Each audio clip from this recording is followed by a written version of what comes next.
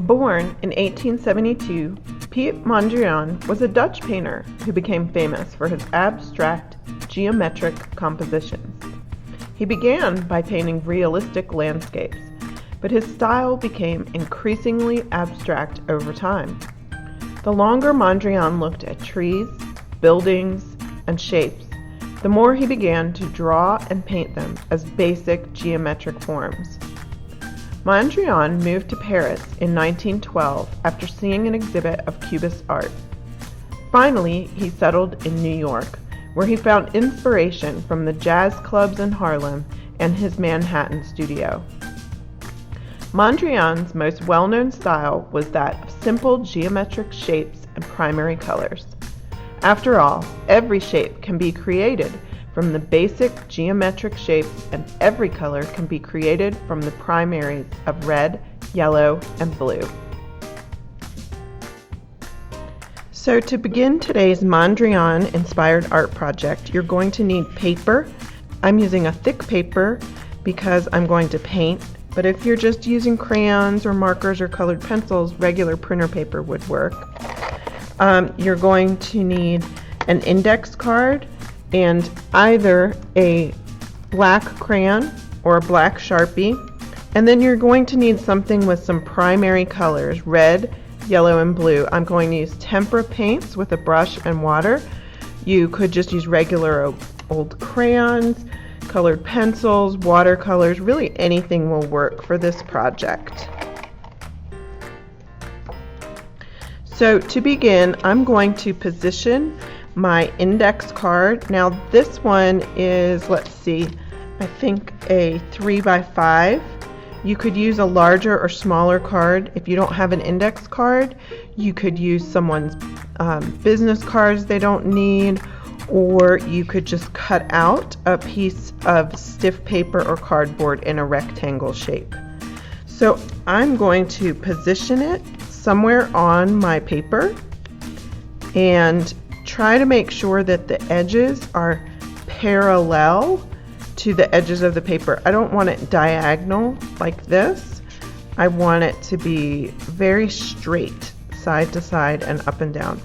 So I'm positioning it on my paper, and this time it happens to be touching the edge of the paper.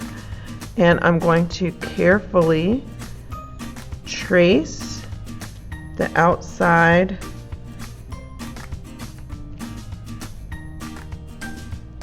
with my black crayon or Sharpie marker. And before I move this card all together, I'm going to make sure I got it all the way around. Okay. Then I'm going to just keep tracing the rectangle, shifting it, whether it's vertical or horizontal, but always trying to keep it straight, up and down, and side to side. And I'm going to keep tracing this rectangle in various orientations and various places all around my paper until I've made a really cool abstract composition. And I think I'll do another one here, or yeah, I think right here. Sometimes I'll use the same lines as before, so I only need to trace a part of that. And what you're going to find is that you'll start to make squares and rectangles all over your paper.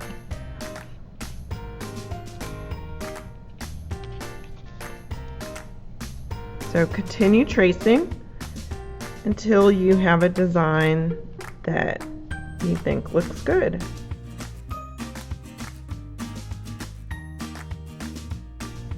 Okay, I'm happy with this composition the way it is, so I'm going to stop tracing the rectangle. If you wanted to, you could take a ruler and make a few extra lines in places, but I'm really pretty pleased with this the way it is now, so I'm going to leave that. So the next step would be to color in your shapes, And if you're using crayons, you want a red, yellow, and blue crayon. I'm actually going to use some tempera paints that I have here in my studio and just use those colors. So I'll need some clean water, a paper towel or an old rag for cleaning my brush, and then paint and a brush. So I'm trying to get a few of these little crumbs from my black crayon off my paper. Okay. So I'm going to start painting with the yellow, because once I get red or blue on my brush, it'll be harder to keep it nice and clean for the yellow. So with the tempera paints, I'm going to wet the paint thoroughly, and then I can begin painting.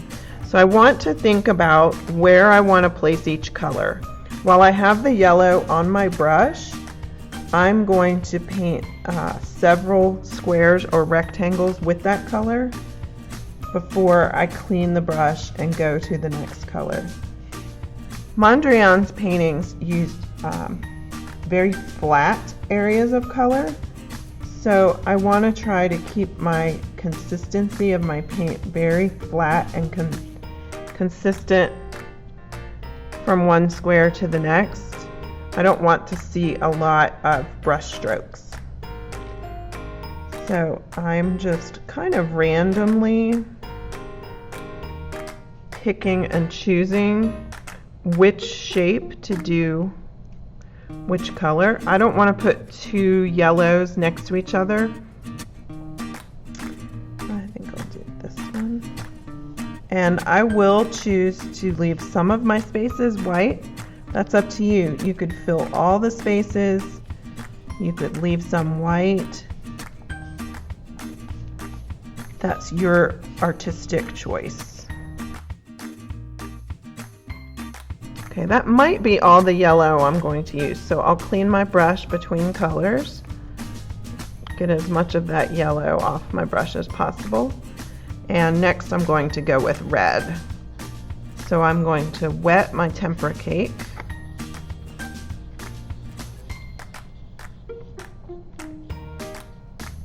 And start to choose where to put red.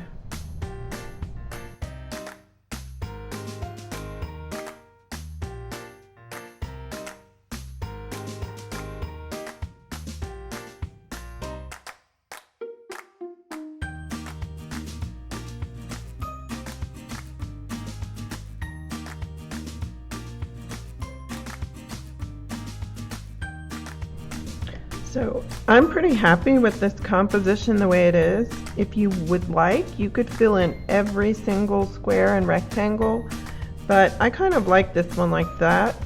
I might go back over some places as my paint dries to add a second coat. You'll also find that you might be able to spin this around and you might like it better one direction or another. So I hope you enjoyed today's Mondrian Inspired art lesson.